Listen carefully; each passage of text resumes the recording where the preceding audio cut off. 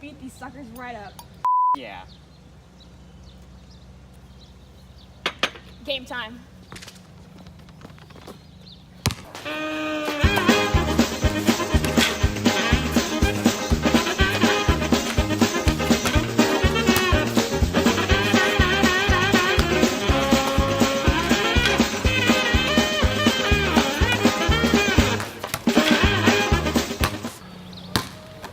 I'm out. Maybe we just need some Coke. Yeah. Wow, you guys are such losers. Yeah, you guys need a timeout because you're losing so bad. Time for a comeback. You're right.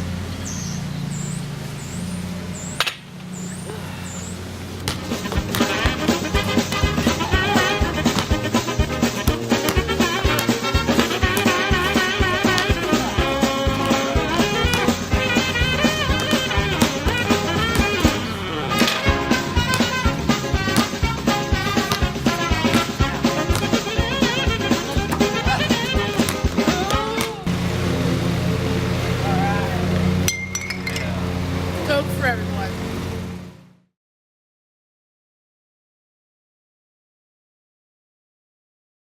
Good morning. Studied 5 hours for this test. I'm so ready. Good morning. I didn't even know there was a test today.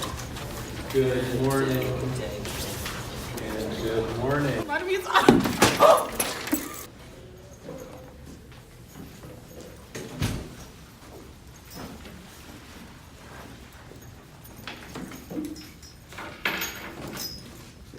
All right. How are we? Fantastic. Excellent. Before we get started, little boxes of death must be put away. Oh snap. Oh snap. He's on to me. He's on to me. He knows I'm gonna cheat. He already knows it. Well, good thing I got my backup phone. Not all is lost. And Tyler, hoodie, brain bucket, and the headgear. Thank you. All right. Oh shoot. Wait. I gotta change seats. I gotta go to the smart person. Here we go. No. And wait, is it my lucky pencil? No, then why do I want it? Of course, I shorted you one. All right, while we're waiting for Sierra to get the pencil, Back up.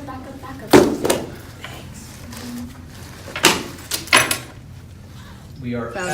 actually going to start on the back side of the test with the last item. You are doing your favorite, an OPCVL, for the listening portion, which is music.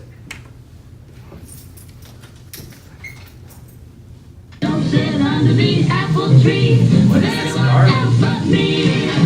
Anyone else but me. Anyone else but me. No, don't sit under the apple tree with anyone else but me. Oh, I know this song. It's Don't Sit Underneath the Apple Tree. It's a popular song that was made famous by Glenn Miller and the Andrews Sisters during World War II. It was written as a pledge of loyalty between two young lovers while one of them is serving away at war. It's significant. Why was it significant? Oh yeah, it was significant because it showed the emotions portrayed by the soldiers and the loved ones at home. Okay. I got cheat. I'm ready. She's smart. Yeah, she got it. We got this. Gotta turn it over just to make sure they don't know I'm cheating. Okay. Oh, she's done. Oh, I'm screwed. Uh-oh. Okay. Can't see hers. Gotta look at my arm. I remember I wrote something down.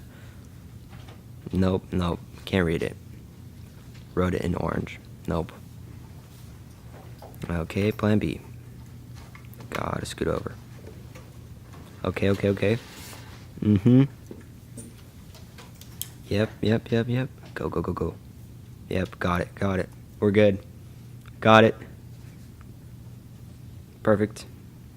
Okay, next question. It's in my shoe. Mm-hmm.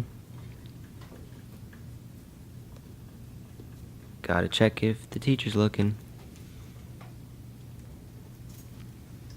Perfect. put the shoe back on. Nope. Nope. Must be A. Wait, it can't be A. Is this a trick question? I hate this test. I'm just gonna circle all of them. Next question. Nope. Wait, actually, I don't know. Should I circle A? Yeah, I haven't answered B in a while. Let's go with B. Ooh, this is a political question. I think I might know this. I have to watch a video.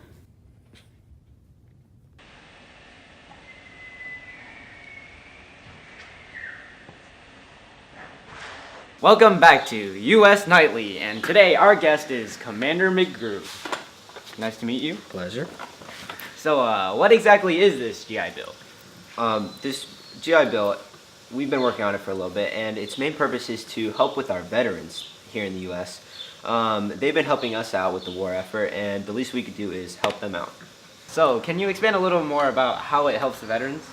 Well, to help these veterans, we set up hospitals, and those hospitals' main focus is to help with these veterans after the war, so that, because according to last time, we found out that shell shock was a main factor in these guys' life after the war, and so that's what we're going to try to stop this time. Okay, so what exactly is this shell shock? Shell shock is something that happens in the brain. It haunts these soldiers after the war because they've been in lots of warfare for the past several years, and this shell shock will bring back memories that they do not want to live. Okay, so I've heard about stipends. What are they and what do they do? Well, these stipends, you see, they, well, a good way to put it is that after these veterans have been at the war for so long that they haven't been at work, being able to provide for their families. So we're going to give these soldiers some stipends, which is pretty much just a pay for their work in the war effort. And so we're expecting to give out roughly $4 billion to all these soldiers who have been in the war to help with them readjusting back to their normal lives. Thank you for your time, Commander McGrew. It was a pleasure to have you. Oh, pleasure's all mine. And that concludes another segment of U.S. Nightly. Good night, America.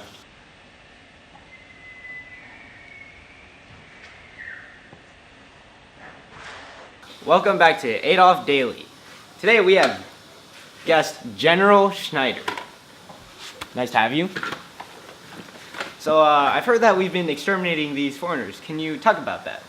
Well, here in Germany we have the finest task force in all of Europe, and with that task force we are trying to get rid of these foreigners. Why are we trying to get rid of these foreigners? By getting rid of these foreigners, we eliminate threats of traitors, and we also have more rooms to expand. With all these foreigners taking up our space, we just don't have enough room. So I've heard that Hitler almost got assassinated the other day. Can you explain what happened? So we found out that Hitler almost got assassinated, and the most likely threat to that was a foreigner, and that's another reason we can't have foreigners in our German state, because they're a threat to our government and to all of our other people in our country. Okay. Thank you for having your input, General Schneider. It was a pleasure having you. Pleasure being here. Okay, that is the end of this segment of Adolf Daily. Goodbye.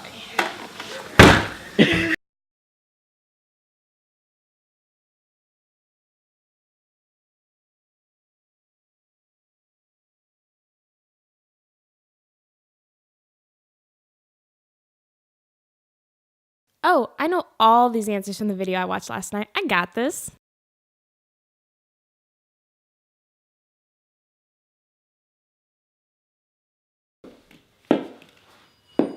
BB, you look tired. You need a chair, huh?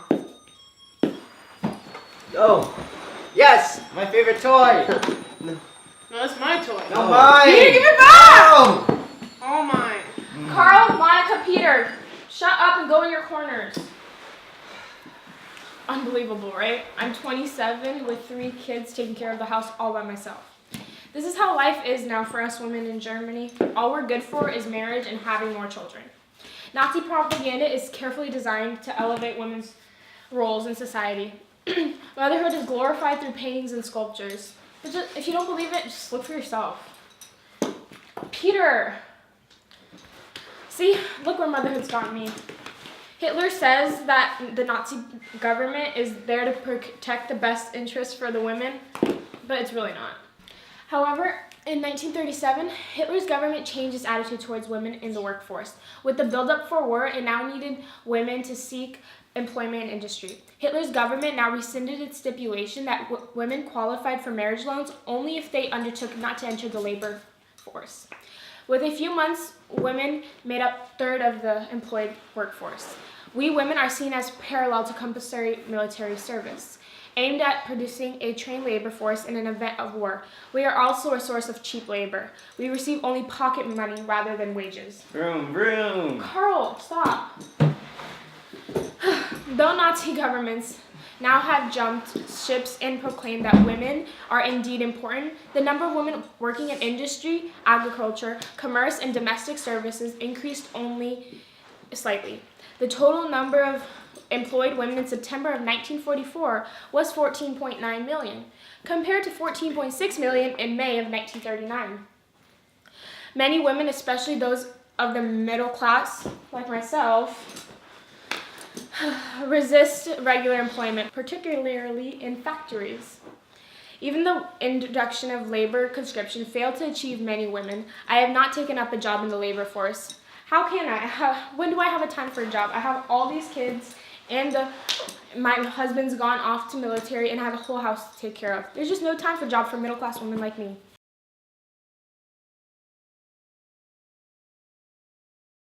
After World War I, some women returned to the place society had destined for us, while others refused. We learned new skills and were prepared to use them.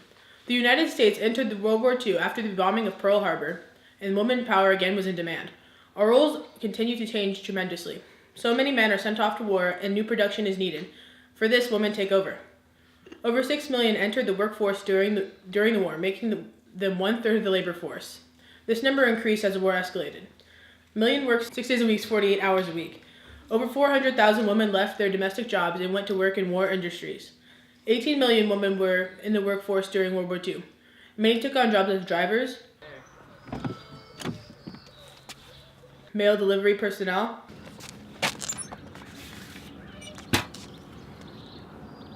garbage collectors,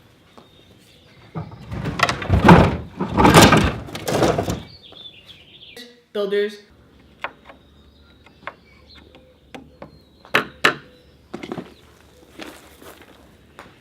and mechanics.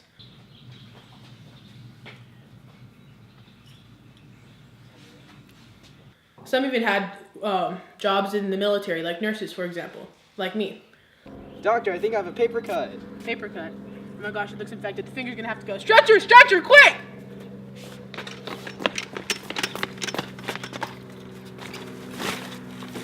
You'll come out alive. Where's my arm? Oh, your arm? Yeah, the paper cut was a little bad. I meant to take off my finger, and that went a little wrong. So I took off the hand. That also went wrong. So I take off the whole arm. But you'll be fine. Any other issues? No. By 1944, more than 6,500 nurses were on duty with the U.S. AAF, of which 500 were in Louisville, Kentucky, for an extremely strenuous 8-week course. During the course, women learned how to load and unload patients onto transport, as well as military training, including several survival skills, like the use of parachutes and simulated combat, since women would be required to fly into combat areas. However, despite women's importance in wartime efforts, in 1944, the average woman's salary was $31.21 a week for her labors, even though the men still remained at $54.65 a week. We are all proud to fight for our country in any way possible.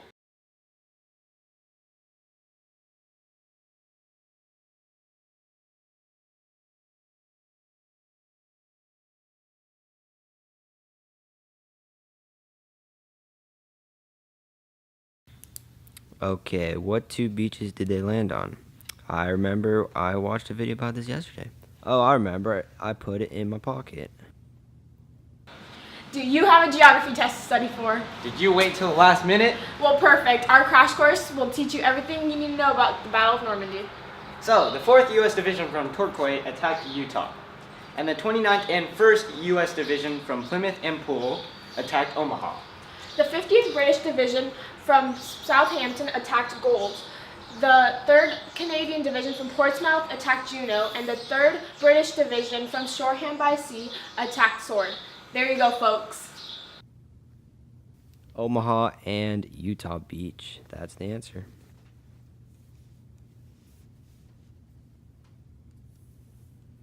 Well, I don't really know what I'm doing since all I did was watch a video of the battle. So,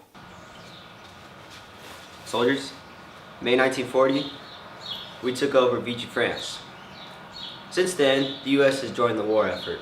does that mean we're screwed? Speak when spoken to, soldier. The Allies are planning a major invasion across the English Channel. From right now, I will introduce to you Commander Erwin Rommel. My name is Commander Erwin Rommel. I'm in charge of spearheading the defense operations for the Allies' invasion across the English Channel. We plan on finishing the Atlantic Wall, which is a 2,400-mile fortification. Its intention is to slow down the Americans, Canadians, and British when they plan to attack. We do not know exactly where they will attack. Do you know where you think they're going to attack? Speak when spoken to, soldier! But you spoke to me. We're down one soldier. Be careful. You have any questions? No. That is the plan.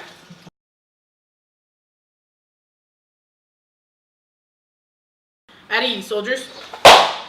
Germany invaded and occupied France in May 1940. We plan on invading Normandy to liberate France with Canada and Britain. We are invading 5 beaches and we are planning on invading across the English Channel. I now introduce General Dwight Eisenhower. Good afternoon, soldiers. This mission will be a massive deception operation. The Germans believe we will be attacking Pas-de-Calais. We are going to be using fake transmissions, locations, and equipment to be able to decept these Nazis to the best of our ability. Now today is June 5th, D-Day. Now get out there, soldiers. We got a war to fight.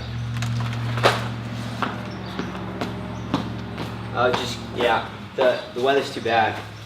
We're gonna have to do this tomorrow, actually. Sorry, guys. So prepare tonight. Get a good night's sleep. It's June 6, 1944. We will now storm the beaches. Operation Alert has begun.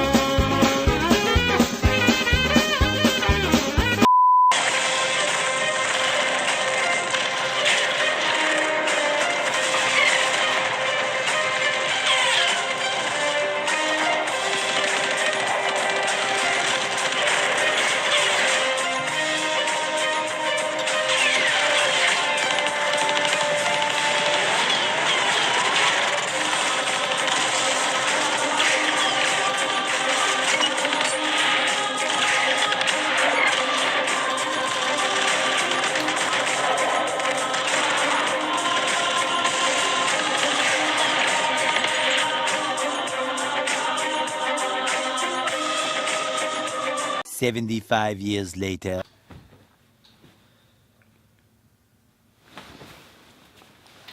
Where am I? Where am I? Patient Scott McCall, you're awake. You were in a coma. Yeah, I was in a coma. Yeah, for 75 years. 75. Let me check your pulse, sir. 75? Perfectly fine. And who are you? I'm a doctor. A doctor. Yeah. A doctor. Yes. 75? Yeah, you're in the 21st century, sir. Am I dead? You are not dead, sir. I What's your last memory? I was in war. In war. World War II, that would make it. Well, 75. If it is 75. 75? Yes. Yeah, Are you sure I'm not were- dead? No, I'm sure you're not dead, sir. I was in Normandy. I was in the Battle of Normandy. Battle of Normandy. So you were injured during the Battle of Normandy. That means you don't know what happened. Let's see. Let me ask my phone, sir. You're gonna ask your phone. Yes, it's a device, and we can use it to ask questions. It says, less than a week later, on June 11th, the beaches were fully secured, and over 326... We secured it? Yes, you guys did. It's 326,000 troops and more than 50,000 vehicles and some 100,000 tons of equipment have landed on Normandy. Germans suffered from confusion in their ranks and absence of celebrated Commander Rommel, who was away on a leave. Yes. The Allies fought their way across Normandy countryside in the face of determined German resistance, as well as dense landscape of marshes and hedgerows. By the end of June, the Allies had seized the vital part of Cherbourg and landed approximately 850,000 men and 150,000 vehicles in Normandy. Okay, but how does that know all of what you just said? We will explain all of this to you, sir, later. Okay, it's a but lot to catch up on.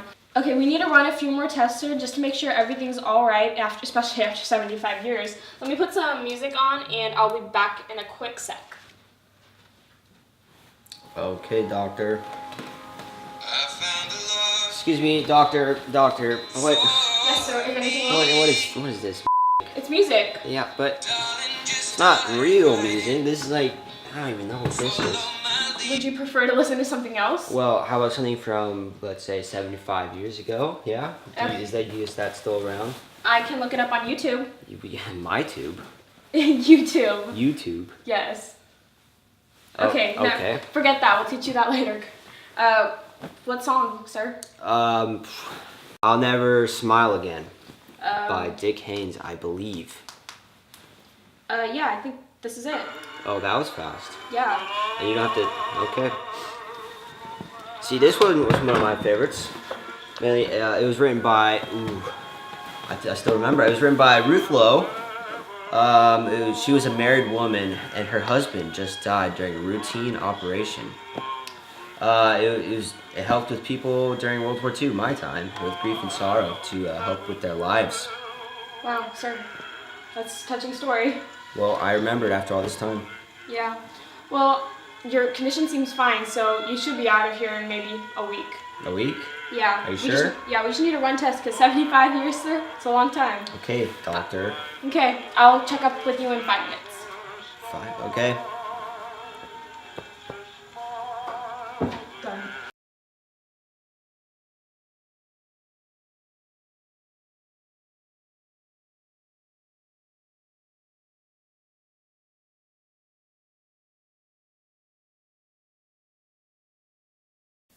Which two countries were involved?